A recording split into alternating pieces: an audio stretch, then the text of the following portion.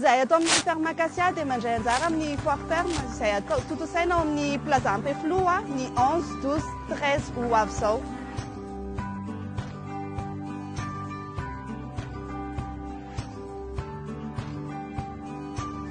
Ny ferme Acacia dia misehatra amin'ny fiompiana bitro vahiny, akoho vahiny, pigeon. Izay koa dia manana branche Acacia profonderie izay mamokatra provendena bitro sy akoho aloha hatreto.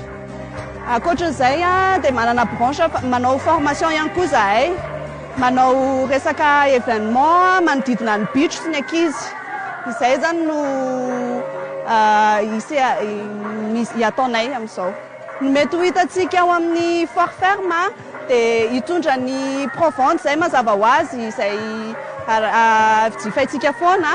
Ankoatran'izay hitondra ny bitro izay efa nafantaranareo anay ihany koa zahay, ny akoho, ny pigeon.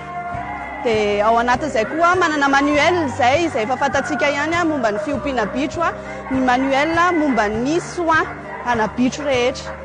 Eto dia manentana antsika rehetra izay indrindra isika efa mpanaraka anay izay miandry ny vokatra izay hoentin'ny ferme Acacia ho tonga ao amin'ny foire ferme ao amin'ny plaza Ampefloa ny 11, 12, 13 ho avy izao fa be dia be ny tolotra hoentinay anareo ao.